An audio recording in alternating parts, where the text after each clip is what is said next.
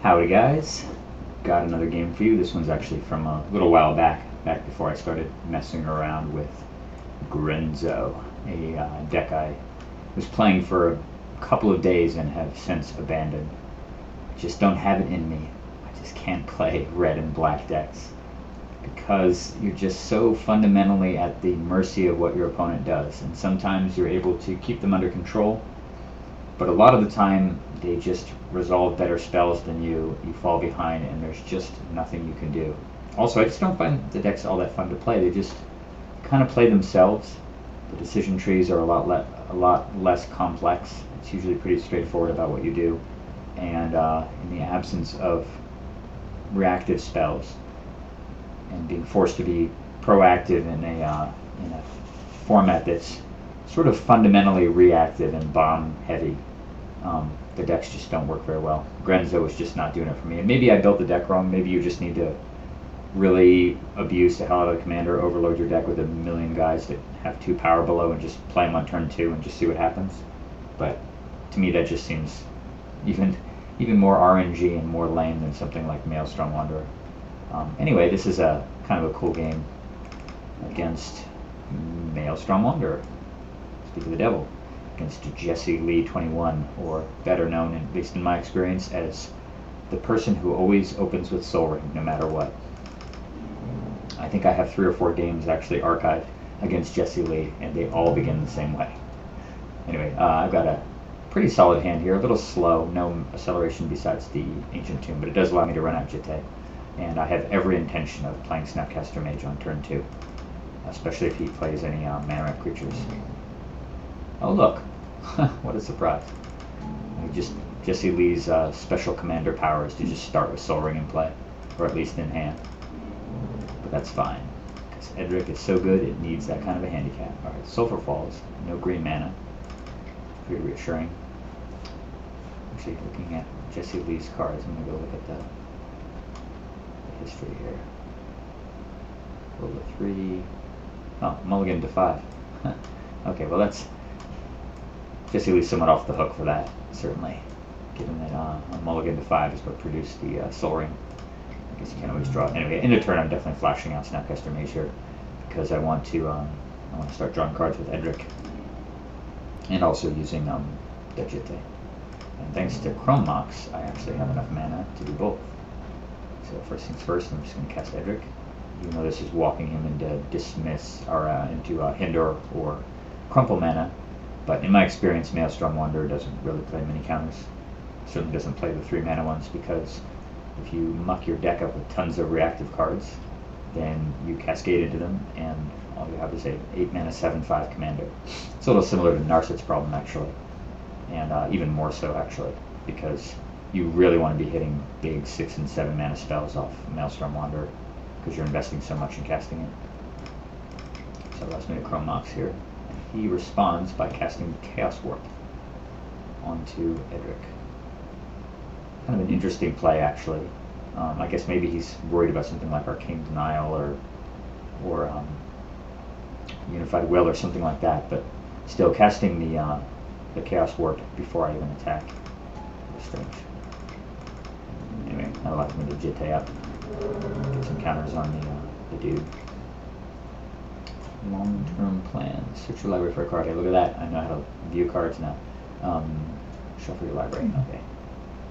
It's kind of like a extremely bad version of Mystical Tutor that gets anything. Actually, I guess it's more similar to Vampire Tutor, but really bad. Although I guess it works well with Maelstrom Wanderer because of the cascade. So, in the absence of Edric, we have to fall back on other card advantage plans. Fortunately, I have Muddled Mixture. That fetches Sylvan. But Sylvan Umezawa's Jitte, which is a pretty savage combo. He's using Kiora, the Crashing Wave. Daddy, I made new ships called the Alien Flashes. Okay, Lego ships squared away. Let me get back to this. So he's got Kiora, the Crashing Wave, in play. Prevent all damage to be dealt to him by target permanent and opponent controls. Well, he can do that all day to the Snapcaster, But fortunately, man, this guy's secondary ability is pretty amazing.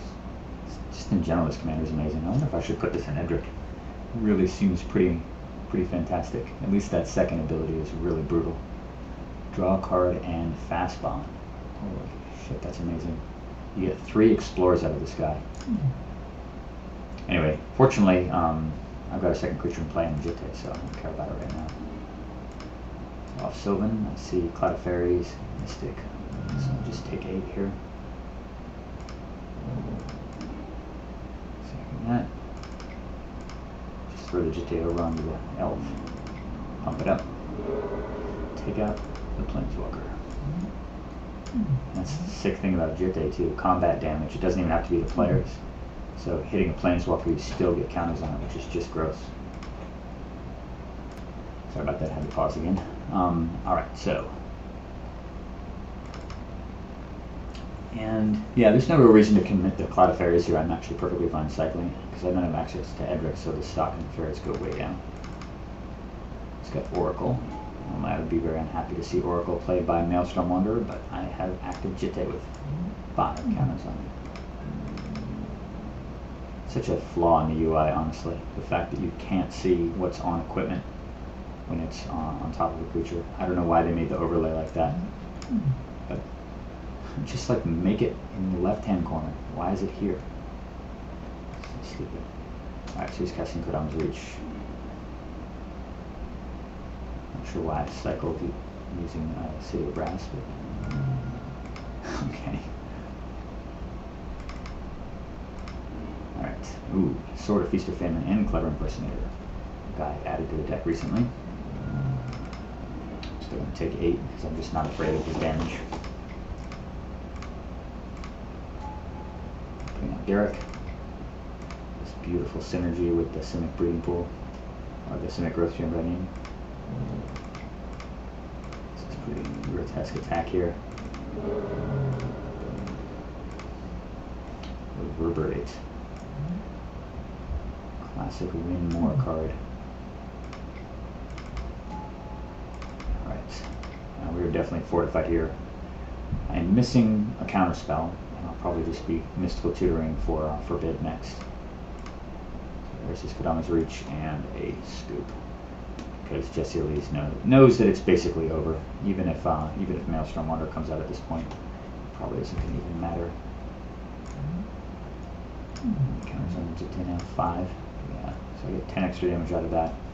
And Garrick's trample ability is pretty close to GG right there, just from damage. But anyway, kind of a cool game that just demonstrates how effective Edric can be, even when you get your commander tucked away early. The deck has so much redundancy in terms of abusive things that it can do to the opponent that you're really not dependent on Edric. It's just kind of the fundamental game plan. There are plenty of other ones, and I have more games to record, so I'll see you soon.